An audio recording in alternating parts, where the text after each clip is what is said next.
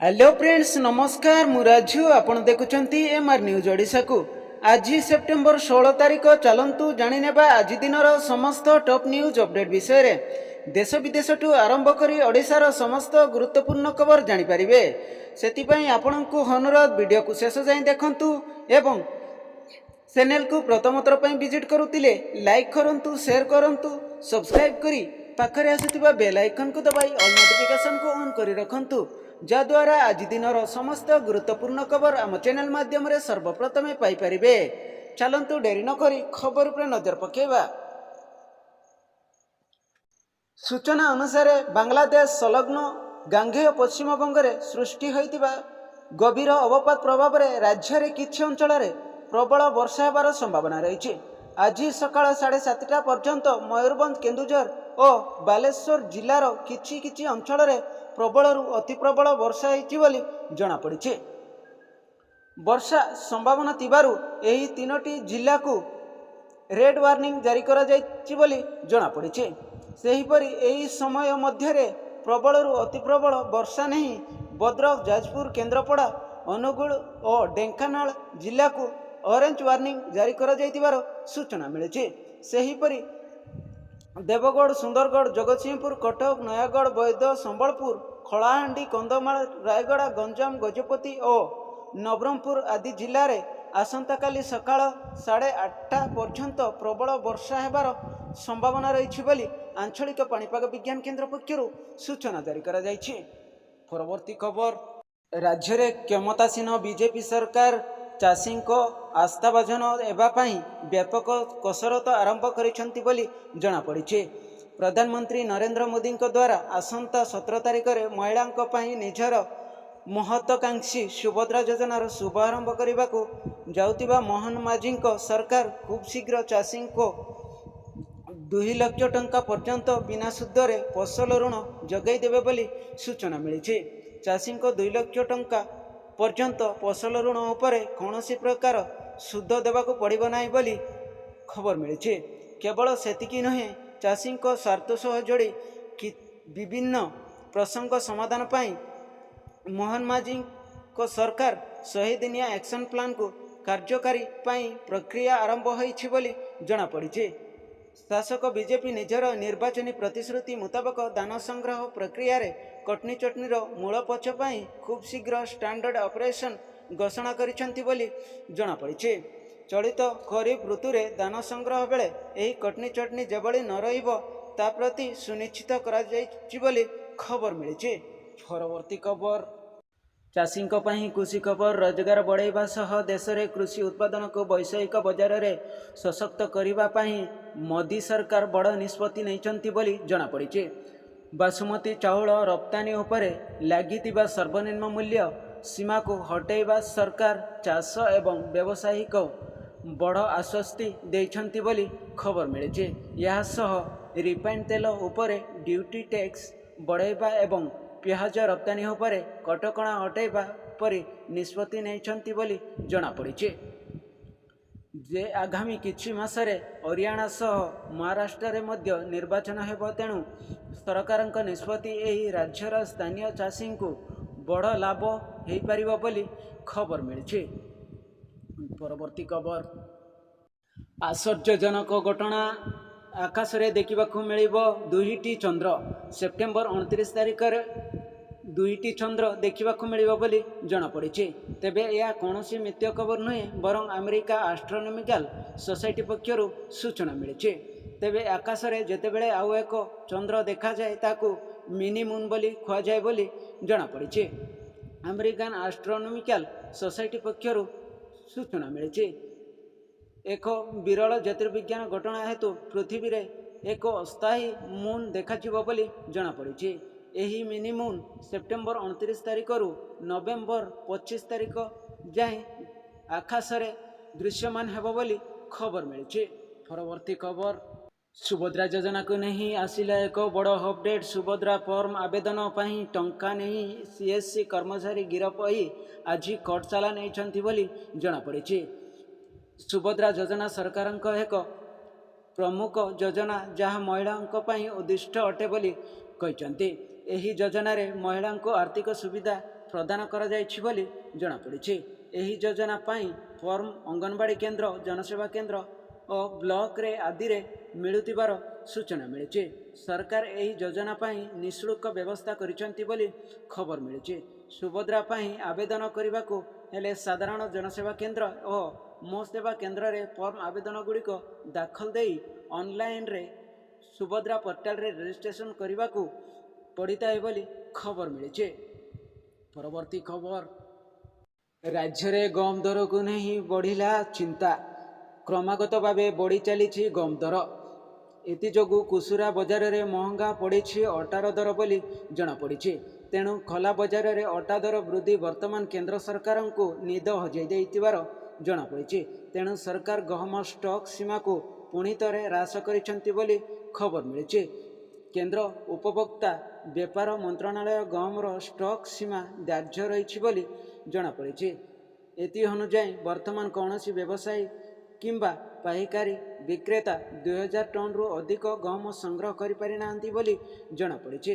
ଚଳିତ ବର୍ଷ ଜୁନ ମାସ ଚତୁର୍ଥ ସପ୍ତାହରେ କେନ୍ଦ୍ର ସରକାର ପ୍ରଥମ ଥର ପାଇଁ ଗହମ ଉପରେ ଷ୍ଟକ୍ ସୀମା ଧାର୍ଯ୍ୟ କରିଥିଲେ ବୋଲି ଜଣାପଡ଼ିଛି।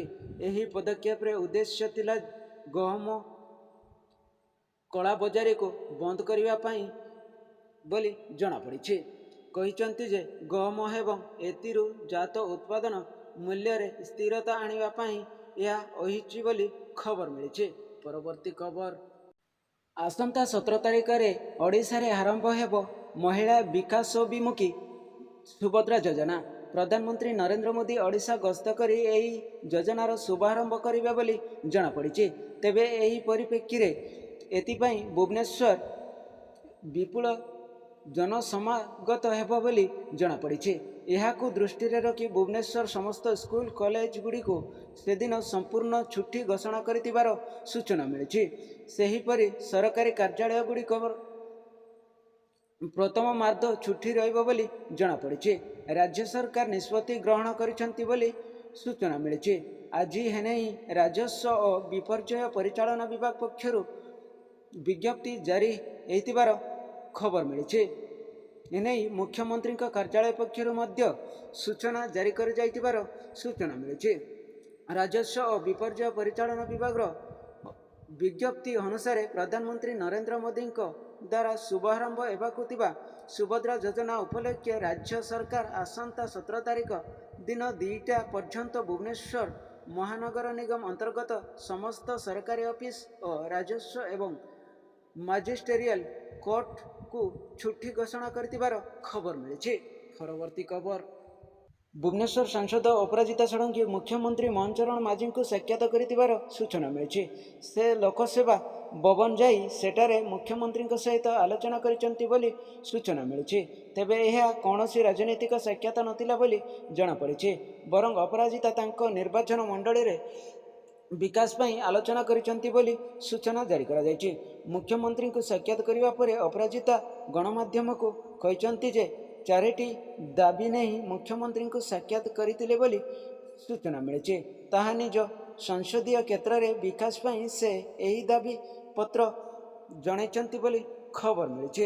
ଏହି 4ଟି ପ୍ରସଙ୍ଗରେ ସାଂସଦ ଅପରାଜିତା ମୁଖ୍ୟମନ୍ତ୍ରୀଙ୍କ ସହ ଆଲୋଚନା କରିଛନ୍ତି। ଏନେଇ ଖୁବ୍ ଶୀଘ୍ର ପଦକ୍ଷେପ ଆରମ୍ଭ କରାଯିବ ବୋଲି ମୁଖ୍ୟମନ୍ତ୍ରୀ ପ୍ରତିଶ୍ରୁତି ଦେଇଛନ୍ତି ବୋଲି ଜଣାପଡ଼ିଛି। ମୁଖ୍ୟମନ୍ତ୍ରୀ ବିଭାଗୀୟ ଅଧିକାରୀଙ୍କୁ ପଦକ୍ଷେପ ନେବା ପାଇଁ ନିର୍ଦ୍ଦେଶ ଦେଇଛନ୍ତି ବୋଲି ଖବର ମିଳିଛି। ସେହିପରି ଭୁବନେଶ୍ୱର ସହରରେ ଡ୍ରେନେଜ ସମସ୍ୟାର ସ୍ଥାୟୀ ସମାଧାନ ପାଇଁ ମଧ୍ୟ ମୁଖ୍ୟମନ୍ତ୍ରୀ ସହ ସେ ଆଲୋଚନା କରିଛନ୍ତି ବୋଲି ଜଣାପଡ଼ିଛି। ଡ୍ରେନେଜ ସମସ୍ୟାର ସମାଧାନ ପାଇଁ ଅର୍ଥଭାବ ବିଭାଗକୁ ମଧ୍ୟ ସାମଞ୍ଜସ୍ୟ ରହୁନଥିବାରୁ ତାହା ପଡ଼ିଛି। ମୁଖ୍ୟମନ୍ତ୍ରୀ ମଧ୍ୟ ଏହି ପ୍ରସଙ୍ଗରେ ଅଫିସରମାନଙ୍କ ସହ ବିସ୍ତୃତ ଆଲୋଚନା କରିଥିବାର ଜଣାପଡ଼ିଛି। ପରବର୍ତ୍ତୀ ଖବର, ରାଜ୍ୟ ସରକାରଙ୍କ ନୂଆ ନିୟମ ପାଇଁ ଗଲା ଜଣଙ୍କ ଜୀବନ। ସୁଭଦ୍ରା ଆବେଦନ ଓ ରାସନ କାର୍ଡର KYC କରିବା ପାଇଁ ଯାଉଥିବା ବେଳେ ପାଣି କାଲରେ ପଡ଼ି ଜଣେ ମୃତ୍ୟୁବରଣ କରିଛନ୍ତି ବୋଲି ସୂଚନା ମିଳିଛି। ଏଭଳି ଅଭାବନୀୟ ଘଟଣା ଘଟିଛି ଯାଜପୁର ଜିଲ୍ଲା କରେହି ବ୍ଲକ ତୁଳତୀ ପଞ୍ଚାୟତରେ। ମୃତକ ଜଣକ ହେଲେ ଗଣେଶ ଚନ୍ଦ୍ର ସିଆଳଙ୍କ ପୁଅ। 8 ବର୍ଷର ହୋଇଛି ବୋଲି ଜଣାପଡ଼ିଛି। ଗଣେଶଙ୍କ ପରିବାର କଟକରେ ରହୁଥିବା ବେଳେ ସୁଭଦ୍ରା ଆବେଦନ ଓ ରେସନ କାର୍ଡ଼ର KYC କରିବା ପାଇଁ ଗାଁକୁ ଯାଇଥିବା ବେଳେ ଏଭଳି ଘଟଣା ଘଟିଥିବାର ଜଣାପଡ଼ିଛି। ସମ୍ବନ୍ଧିତ ଏକ ପାଣି ଖାଲରେ ପଡ଼ି ଯାଇଥିବାର ସୂଚନା ମିଳିଛି। ଖୋଜାଖୋଜି କରି ପିଲାଟିକୁ ଘର ପାଖରେ ଥିବା ପାଣି ଖାଲରୁ ଉଦ୍ଧାର କରାଯାଇଥିଲା। ସଙ୍ଗେ ସଙ୍ଗେ ମେଡ଼ିକାଲ ନିଆଯାଇଥିଲେ ହିଁ ସେଠି ଡାକ୍ତର ସମ୍ବନ୍ଧିତକୁ ମୃତ ଘୋଷଣା କରିଥିବାର ସୂଚନା ମିଳିଛି। ବାପା ମା କହିବା କଥା KYC କରିବାକୁ ଯାଇଥିବାରୁ ପିଲାଟିକୁ ହରାଇ ବସିଲେ ବୋଲି ଜଣାପଡ଼ିଛି। ସେଥିପାଇଁ ଯାଜପୁର ଜିଲ୍ଲାପାଳଙ୍କ କାର୍ଯ୍ୟାଳୟରେ ଏକ ପ୍ରତିନିଧି ଦଳ ଜିଲ୍ଲାପାଳଙ୍କୁ ଭେଟି ଏଭଳି ନିୟମକୁ ବନ୍ଦ କରିବାକୁ ଦାବି କରିଛନ୍ତି ବୋଲି ଖବର ମିଳିଛି। ପରବର୍ତ୍ତୀ ଖବର। 6 ବର୍ଷ ପରେ ଖୋଲିଲା କୋଲାବ ଜଳଭଣ୍ଡାର ଗେଟ୍। ବର୍ଷା ଜଳ ନିଷ୍କାସନ ପାଇଁ ଖୋଲାଯାଇଛି ବୋଲି ଜଣାପଡ଼ିଛି। ଜଳଭଣ୍ଡାରର ସୁରକ୍ଷା ଦୃଷ୍ଟିରୁ ଜଳଭଣ୍ଡାର 6 ନମ୍ବର ଗେଟ୍କୁ ଖୋଲାଯାଇଛି ବୋଲି ଜଣାପଡ଼ିଛି। ଜଳଭଣ୍ଡାରର ଜଳ ଧାରଣା କ୍ଷମତା 858 ମିଟର ରହିଥିବାର ସୂଚନା ମିଳିଛି। ତେବେ କୋରାପୁଟ ଜିଲ୍ଲାର ବିଭିନ୍ନ ସ୍ଥାନରେ ଲଗାଣ ବର୍ଷା ଫଳରେ ଭଣ୍ଡାରର ଜଳସ୍ତର ଏବେ 857.16 ମିଟରକୁ ରହିଛି ବୋଲି ସୂଚନା ମିଳିଛି। ଆଗକୁ ଆହୁରି ବର୍ଷା ରହିଥିବାରୁ ତେଣୁ ଜଳଭଣ୍ଡାରର ସୁରକ୍ଷା ଦୃଷ୍ଟିରୁ ଆଜି ଜଳଭଣ୍ଡାରରେ 6 ନମ୍ବର ଗେଟ୍କୁ ଖୋଲାଯାଇଥିବାର ସୂଚନା ମିଳିଛି। ପ୍ରତି ସେକେଣ୍ଡ ପିଛା 3500 ଘନଫୁଟ ଜଳ ଏବେ ନିଷ୍କାସନ ହେଉଛି ବୋଲି ଜଣାପଡ଼ିଛି। ଆବଶ୍ୟକ ପଡ଼ିଲେ ଆହୁରି ଗେଟ୍ ଖୋଲାଯିବ ବୋଲି କହିଛନ୍ତି। ସୁରକ୍ଷା ଦୃଷ୍ଟିକୋଣରୁ ତଳିଆ ଅଞ୍ଚଳର ଲୋକମାନଙ୍କୁ ଆଗୁଆ ସୂଚନା ଦିଆଯିବା ସହ ସତର୍କ କରାଯାଇ ବୋଲି କହିଛନ୍ତି। ଡ୍ୟାମ୍ ମୁଖ୍ୟମନ୍ତ୍ରୀ କହିଛନ୍ତି, ଗତ 2018 ମସିହାରେ ଅଗଷ୍ଟ 24 ତାରିଖରେ ଶେଷ ଥର ପାଇଁ କୋଲାବ ଜଳ ଭଣ୍ଡାରର ଗେଟ୍ ଖୋଲାଯାଇଥିଲା। ଆଉ ଆଜି ଖୋଲାଯାଉଛି ବୋଲି ଖବର ମିଳିଛି। ପରବର୍ତ୍ତୀ ଖବର। ପ୍ରଧାନମନ୍ତ୍ରୀ ଆବାସ ଯୋଜନାକୁ ନେଇ ବଡ଼ ଘୋଷଣା। ଗଜପତି ଜିଲ୍ଲାରେ ଆବାସ ଯୋଜନା ମୂଳ ଲକ୍ଷ୍ୟଠାରୁ ବହୁ ଦୂରରେ ରହିଥିବା ଅନୁଧ୍ୟାନରୁ ଜଣାଯାଇଛି। ଏଠାରେ ପ୍ରକୃତ ହିତାଧିକାରୀଙ୍କୁ ବହୁ ମାତ୍ରାରେ ଅଣଦେଖା କରିଛନ୍ତି ସରକାର ବୋଲି ଜଣାପଡ଼ିଛି। ଅନ୍ୟପକ୍ଷରେ ଯୋଗ୍ୟତା ନଥିବା ହିତାଧିକାରୀଙ୍କୁ ଆବାସ ଯୋଜନାରେ ଘର ଯୋଗାଇ ଦିଆଯାଇଛି ବୋଲି କହିଛନ୍ତି। ସମ୍ପୃକ୍ତ ଘଟଣା ନେଇ ନିରପେକ୍ଷ ତଦନ୍ତ କଲେ ବହୁ ରହସ୍ୟ ଲୋକଲୋଚନକୁ ଆସିବ ବୋଲି ସୂଚନା ମିଳିଛି। ଗଜପତି ଜିଲ୍ଲାର ମୋହନା ବ୍ଲକ ଅନ୍ତର୍ଗତ ଜିରାଙ୍ଗା ଗ୍ରାମ ପଞ୍ଚାୟତର କମଳାପୁର ଗ୍ରାମର ଆଦିବାସୀ ଦମ୍ପତି ଷଡ଼ଙ୍ଗ ମଣ୍ଡଲ ଓ ତାଙ୍କ ସ୍ତ୍ରୀ ଗତ ସରକାରଙ୍କ ଅମଳରେ ବହୁବାର ଅନୁରୋଧ କରି ସୁଦ୍ଧା ଆବାସ ଯୋଜନାର ଘରଟିଏ ପାଇପାରିଲେନି ବୋଲି ଖବର ମିଳିଛି। ପରବର୍ତ୍ତୀ ଖବର। ଭାରତ ସରକାର ଦେଶର ନାଗରିକଙ୍କ ପାଇଁ ଅନେକ ଯୋଜନା ଜାରି କରିଛନ୍ତି।